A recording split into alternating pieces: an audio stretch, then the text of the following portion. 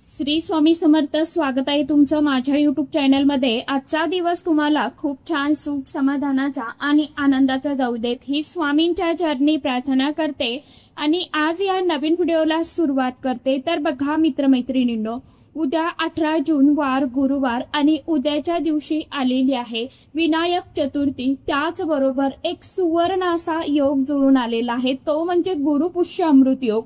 आणि हा गुरुपुष्य अमृत योग अतिशय अत्यंत खूप खास आणि तितका शुभ तितका शीघ्र फलदायी मानला जातो. म्हणूनच गुरुपुष्य अमृत योग जो या वर्षातील शेवटचा गुरुपुष्य अमृत योग असेल. गुरुपुष्य अमृत योगाचा प्रारंभ हा सकाळी 6:05 होत असून सकाळी 11:32 असणार आहे. शुक्रवारी पुष्य नक्षत्र आलं तर त्या दिवशी गुरुपुष्य अमृत योग तयार होतो आणि हा योग सर्व कार्यांसाठी शुभ मानला जातो. या योगांवरती सोने चांदी खरेदी करणे अतिशय अत्यंत शुभ मानले जाते. त्यात वृत्ती होते. अशुभतेपासून वाचण्यासाठी गुरुपुष्य अमृत योग श्रेष्ठ मानला जातो. पुष्य नक्षत्र सर्व प्रकारच्या कार्यासाठी अतिशय अत्यंत शुभ मानले गेले आहे.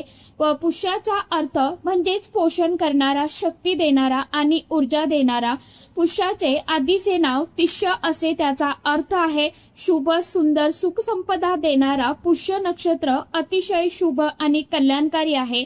ऋग्वेदात पुष्याला तिष्य म्हणजेच मंगलदायक किंवा मांगलिक तारा असं देखील म्हटलं जातं. गुरुपुष्य अमृत योगामध्ये माता लक्ष्मीच्या पूजनाला खास विशेष अनन्यसाधारण महत्त्व दिलं जातं. त्याचबरोबर या दिवशी आपल्याला या पूजेसोबतच माता लक्ष्मीच्या स्तोत्राचं मंत्राचं पठण करायचं आहे. या सर्व सेवा केल्याने जीवनात सुख शांती समृद्धी येते आणि माता लक्ष्मीच्या कृपेने आपल्या घरामध्ये लक्ष्मी प्राप्ती धनप्राप्ती होते आणि जे काही आपली कामं रखडलेली आहेत तर ती देखील पूर्ण होते. पैशा संबंधित काही समस्या असतील तर गुरुपुष्य अमृत योगांमध्ये माता लक्ष्मीची आवर्जून पूजा सेवा करावी. त्याचबरोबर माता लक्ष्मीला प्रार्थना करावी. गुरुपुष्य अमृत योगामध्ये पूजा मंत्र तंत्र संकल्पना साधना जप करण्यासाठी हा दिवस ही वेळ अतिशय अत्यंत उत्तम आहे. या दिवशी हाती घेतलेल्या कामामध्ये यश मिळवण्यासाठी आपल्या कुलदेवीची मनोभावे सेवा करावी, पूजा करायची आहे. त्याचप्रमाणे अक्षय तृतीयेप्रमाणे हा दिवस अतिशय अत्यंत शुभ मानला जातो. या शुभ योगात तुम्ही जी काही कामं करतात तर ते पूर्णपणे यशस्वी होतात आणि आपल्या कुटुंबाची भरभरून अशी प्रगती होते. पुष्य नक्षत्रामध्ये सर्वात श्रेष्ठ मानले गेले आहे. तर गुरुवार हा बृहस्पतीवार आणि या बृहस्पती या शुभ ग्रहाचा वार असल्यामुळे ज्ञान संपत्ती आणि समृद्धीचा कारक मानला जातो. पुष्य नक्षत्राचे स्वामी हे शनी महाराज असून त्याचे देवता बृहस्पती आहेत. गुरुवारचा संबंध हा भगवान श्रीहरी विष्णुदेव आणि बृहस्पती या दोघांशी असल्यामुळे या दिवशी केलेले कोणतेही उपाय किंवा सेवा त्या अतिशय अत्यंत प्रभावी आणि तितक्या शीघ्र फलदायी मानल्या जातात. शास्त्रानुसार माता लक्ष्मीचा जन्म याच दिवशी झाला होता. त्यामुळे संपत्ती आणि सौख्य समृद्धी वैभव आणि यशासाठी हा दिवस अतिशय अत्यंत अनुकूल मानला जातो. म्हणूनच गुरुपुष्य अमृत योगांमध्ये आपल्याला आपल्या घरामध्ये खास करून काही सेवा आणि उपाय देखील करायचे आहे. म्हणूनच गुरुपुष्य अमृत योगामध्ये तुम्ही एक वेळ काही नाही केलं तरी चालेल, परंतु प्रत्येकाने आपल्या घरामध्ये आपल्याला गायीची सेवा जी आहे तर ती या दिवशी आवर्जून करायची आहे. तर आपल्याला गायीला एक वस्तू जी आहे तर ती खायला द्यायची आहे. ही वस्तू खाऊ घातल्यामुळे सर्व कामामध्ये यश प्राप्ती होते आणि आपले नवग्रह जे आहेत तर ते देखील बलवान होता. परंतु आपलं जे काही 7 पिढ्यांचं दुःख दारिद्र्य गरिबी आहे तर ती नष्ट होऊन आपल्या कुटुंबाची घराची भरभरून अशी प्रगती होत असते. आपल्या जीवनामध्ये असणारा प्रखारातला प्रखर पितृदोष ग्रहदोष नजरबाधा शत्रुपीडा नष्ट होणार आहे आणि माता लक्ष्मीची आपल्या कुटुंबावरती भरभरून अशी कृपा होणार आहे.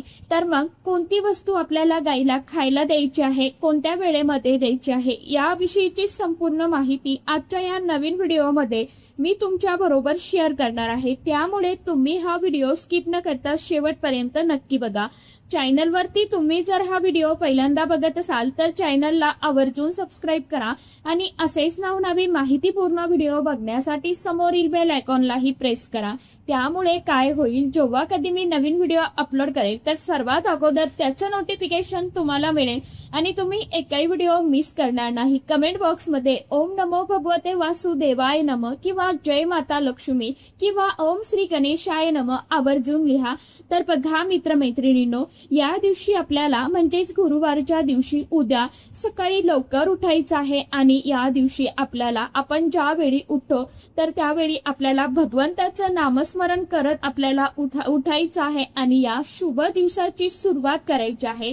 यानंतर आपल्याला आपलं घर अंगण स्वच्छ करायचं आहे, जे काय पारोस आहे तर ते काढायचं आहे। त्यानंतर आपल्याला आंघोळीसाठी जायचं आहे। आंघोळीसाठी आपण जे काय गरम थंड पाणी घेणार आहोत तर त्या पाण्यामध्ये चिमूटभर हळद आपल्याला आवर्जून टाकायची आहे, थोडंसं गुलाबजल टाकायचं आहे, थोडंसं गंगाजल टाकायचं आहे। गुलाबजल तुमच्याकडे नसेलच तर मग थोडंसं तुम्ही थोड्याशा गुलाबाच्या पाकळ्या देखील पाण्यामध्ये टाकू शकता आणि या पाण्याने आपल्याला स्नान करायचं आहे। स्नान करत असताना तुम्हाला हर हर गंगे किंवा ओम नमो भगवते वासुदेवाय नमः हा मंत्र जप तुम्हाला करायचा आहे। यानंतर स्वच्छ स्नान करून झाल्यावरती तुम्हाला पिवळ्या किंवा लाल रंगाचे वस्त्र परिधान करायचे आहे। त्यानंतर सर्वप्रथम आपल्याला आपल्या देवघरासमोर एक आसन टाकायचं आहे, आसनावरती बसायचं आहे। सर्वात अगोदर आपल्याला दिवा धूप लावून घ्यायचा आहे आणि यानंतर आपल्याला आपली रोजची जी काही नित्य देवपूजा आहे तर ती आपल्याला करून घ्यायची आहे। मनोभावे आपल्या कुलदेवीचं स्मरण करायचं आहे, आपले कुलदेवताचं स्मरण करायचं आहे, आपण ज्या गुरूंना मानतो त्या गुरूंचं स्मरण करायचं आहे आणि आपल्याला अशा प्रकारे आपल्याला विधिवत आपल्या सर्व देवी देवतांचं पूजन करून झाल्यावरती आपली जी काही रोजची नित्यसेवा आहे तर ती देखील करायची आहे। परंतु या सर्व सेवा करत असताना आपल्याला मनामध्ये गणपती बाप्पांचं किंवा माता लक्ष्मीचं स्मरण देखील करायचं आहे आणि आपल्याला सेवा करायची आहे। त्यामुळे सर्व देवी देवतांची पूजा करण्याला खास विशेष अनन्यसाधारण महत्व आहे। तसेच आपल्याला आपल्या घरामध्ये व्यंकटेश स्तोत्र, विष्णू सहस्रनाम, श्री सुक्तम, पुरुष सुक्तम, महालक्ष्मी अष्टकम या सेवा आपल्याला करायच्या आहे। पंचोपचार आपल्याला पूजा करायची आहे। कलश स्थापना केल्याने घरामध्ये धन धान्य वृद्धी होते आणि लक्ष्मी प्राप्ती होते। आता ही गोसेवा आपल्याला कधी करायची आहे तर गुरुपुष्य अमृत योगाच्या दिवशी आपण अगदी सकाळपासून ते संध्याकाळपर्यंत कधीही गोसेवा जी आहे तर ती करू शकता। कारण हिंदू धर्मामध्ये गोमातेला गंगा गायत्रीला अनन्यसाधारण असं महत्व आहे। गायीचा जन्म हा समुद्र मंथनातून कामधेनू गायीच्या स्वरूपामध्ये झाला होता।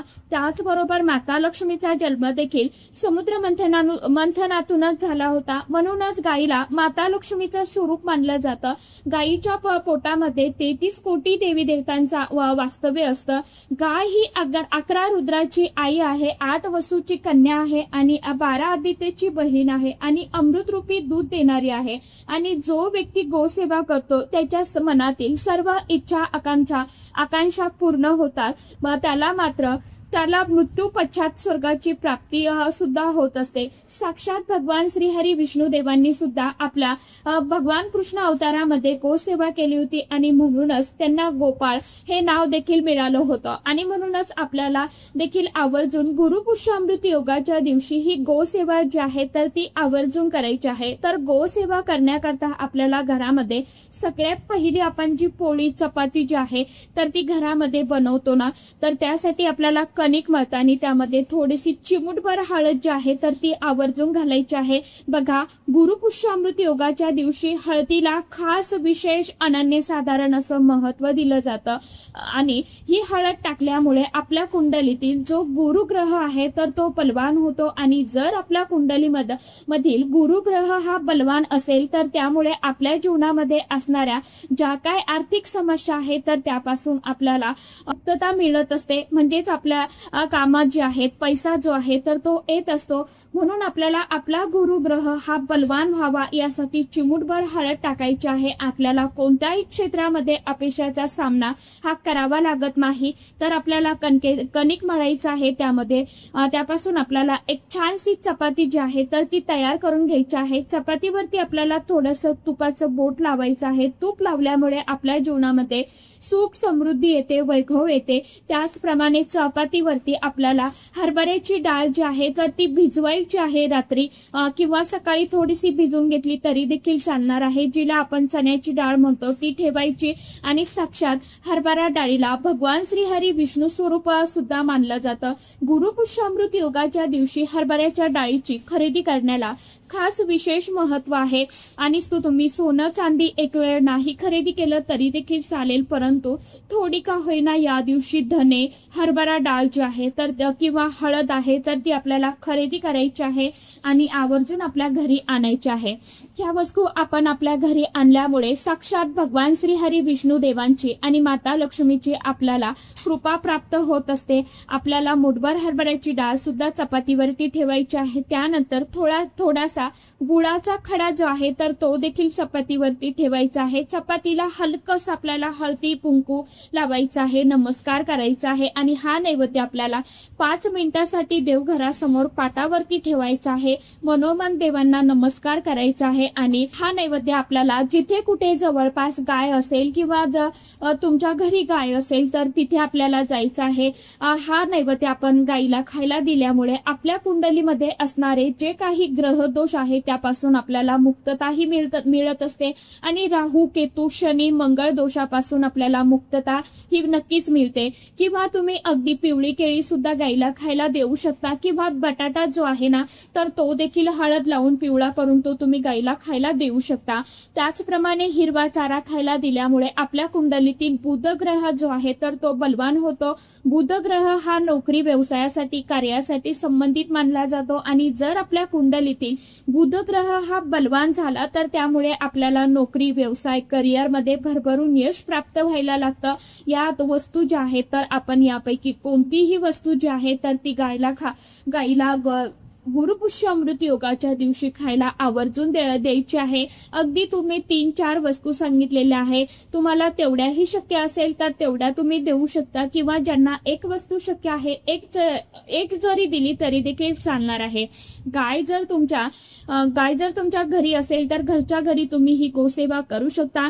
एखाद्या गोट्यात जाऊन तुम्ही सेवा करू शकता किंवा तुमच्या दारावरती गाय येत असेल तर त्या गायीची देखील तुम्ही सेवा करू शकता किंवा मग गोशाळेमध्ये जाऊन ही सेवा तुम्ही करू शकता। गायीजवळ गेल्यानंतर तुम्हाला सर्वात अगोदर तिचे समोरचे 2 पाय धुवायचे आहे, म्हणजे पाणी टाकायचं आहे। नंतर मागच्या 2 पायावरती पाणी टाकायचं आहे। गायीला मनोभावे तुम्हाला हळदी कुंकू लावायचं आहे। तुपाच्या दिव्याने छानसं तिचं औक्षण करायचं आहे, तिला नमस्कार करायचा आहे आणि यानंतर आपण हा जो नैवेद्य घरी तयार केलेला आहे ताटामध्ये तर तो नैवेद्य आपल्याला गायला खायला द्यायचा आहे। कारण असं म्हटलं जातं जेव्हा गाय शक्य असेल तर तुम्ही तुमच्या हातावरती घ्या आणि गायीला तो खायला द्या। ज्यावेळी गायीच्या जिभेचा स्पर्श आपल्या हाताला होतो ना तर आपल्या हातावरील ज्या काही रेषा असतात ना हस्तरेषा तर त्या गायीचा स्पर्श झाल्यामुळे त्या बलवान होतात। आपलं जे काही दोष आहे दारिद्र्य आहे तर ते दूर होण्यास मदत होत असते। त्यानंतर आवर्जून आपल्याला गायीच्या पाठीवरती आपल्याला हात फिरवायचा आहे, थोडा का होईना कुरवळायचा आहे। यानंतर तिला 1 किंवा 5 प्रदक्षिणा करायच्या आहे। प्रदक्षिणा करत असताना आपल्याला मनामध्ये ओम नमो भगवते वासुदेवाय नमः या मंत्राचा जप करायचा आहे। प्रदक्षिणा करून झाल्यानंतर जिथे कुठे गाय उभी असते तर गायीच्या पायाखालची थोडीशी माती जी आहे तर ती आपल्याला घ्यायची आहे। आपल्या कपाळावरती थोडासा टिका लावायचा आहे।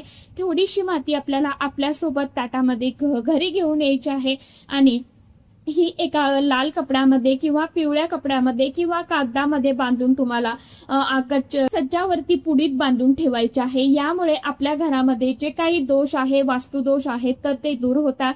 जी काही नकारात्मक ऊर्जा आहे तर ती देखील नष्ट होते। यानंतर आपल्याला कारण की बघा, जो मनुष्य गायीला हाताचा स्पर्श करून प्रदक्षिणा करतो, तसेच तिच्या चरणाखालची धूळ माती जी आहे तर ती मस्तकी लावतो, त्याला पृथ्वी प्रदक्षिणेचं सर्व तीर्थामध्ये स्नान केल्याचं शीघ्र पुण्य फळ जे आहे तर ते मिळत असतं. आता जर गाय स्पर्श करून देत नसेल तुम्हाला, तर आवर्जून आपल्याला गायीच्या पाठीवरती हात फिरवायचा आणि आपल्या मनातील जी काय कठीणातील कठीण इच्छा आहे तर ती आपल्याला व्यक्त करायची आहे, सांगायची आहे. मात्र आपण सेवा उपाय करत असताना आपल्याला मनामध्ये भगवान विष्णुदेवांचं स्मरण देखील करायचं आहे, ध्यान करायचं आहे आणि आपल्याला ही गोसेवा जी आहे तर ती गुरुवारच्या दिवशी गुरुपुष्य अमृत योगाच्या दिवशी करायची आहे. कारण की ही सेवा जी आहे तर ती अतिशय उच्च कोटीची सेवा मानली जाते आणि ही सेवा केल्यामुळे आपल्या जीवनातील कितीही प्रकारातला प्रखर पितृदोष, ग्रहदोष असेल किंवा शत्रुदोष असेल, नजरपाता असेल, दरिद्री असेल, गरिबी असेल तर ती दूर होऊन आपल्या मनातील कितीही कठीणातील कठीण इच्छा जी आहे तर ती पूर्ण होत असते. कारण की आपण ज्यावेळी गायीला अशा ठराविक तिथीला नैवेद्य आपण अर्पण करतो, खाऊ घालतो, त्यावेळी आपला नैवेद्य जो आहे तर तो साक्षात 33 कोटी देवी देवतांपर्यंत पोहोचत असतो. म्हणून आपल्याला तेवढं शीघ्र पुण्यफळ जे आहे तर ते प्राप्त होत असतं. म्हणून अशा ठराविक तिथींवरती ज्यावेळी आपण मनापासून सेवा उपाय करतो तर त्या केलेल्या सेवेचं उपायांचं फळ जे आहे तर ते नक्कीच आपल्याला प्राप्त होत असतं. म्हणून हा सुवर्ण योग जो आहे गुरुपुष्य अमृत योगाचा, त्याचबरोबर या दिवशी विनायक चतुर्थी आलेली आहे. तर विनायक चतुर्थी असल्यामुळे आपल्याला जवळपास जिथे कुठे गणपती बाप्पांचं मंदिर असेल तर मंदिरामध्ये जाऊन दर्शन घ्यायचं आहे. त्याचबरोबर तुम्ही ज्या कुठल्या गुरूंना मानत असाल, ज्या देवांना मानत असाल त्या देवांचं तुम्हाला दर्शन घ्यायचं आहे. जसं की स्वामींना मानत असाल, गजानन महाराजांना मानत असाल किंवा साईबाबांना मानत असाल, त्या गुरूंचं या दिवशी आवर्जून दर्शन घ्यावं, नमस्कार करावा आणि आपली जी काय इच्छा असेल तर ती व्यक्त करावी आणि त्यांना सांगावं की मला जी काय माझ्या आयुष्यामध्ये सुख दुःख आहे तर ती झेलण्याची मला ताकद द्या, शक्ती द्या. हीच प्रार्थना आपल्याला आपल्या गुरूंजवळ करायची आहे आणि आपल्याला मेन म्हणजे जीवनामध्ये चांगली कर्म करत राहायची आहे, कष्ट करत राहायचे आहे. नक्कीच आपल्या जीवनामध्ये आपल्याला सुख जे आहे तर ते प्राप्त होणारच आहे, ही आपल्याला आशा ठेवायची आहे. आणि भगवंतावरती आपल्याला एक दृढ विश्वास आपण जो म्हणतो ना तर तो देखील आपल्याला ठेवायचा आहे. तर अशा पद्धतीने आपल्याला गाईला ही वस्तू ज्या आहेत तर त्या सांगितल्याप्रमाणे खाऊ घालायच्या आहे. आशा करते व्हिडिओमध्ये सांगितलेली माहिती सर्वांना समजलीच असेल. ज्यांना काही समजलं नसेल त्यांनी कमेंट बॉक्समध्ये विचारू शकता. तर चला, आजच्या व्हिडिओमध्ये इतकीच माहिती होती. कशी वाटली नक्की सांगा. व्हिडिओ आवडला तर चॅनलला आवर्जून लाईक, शेअर, सबस्क्राईब जरूर करा. परत भेटूया नवीन माहितीसोबत, नवीन व्हिडिओसोबत. तोपर्यंत सर्व माझ्या यूट्यूब परिवाराला श्री स्वामी समर्थ.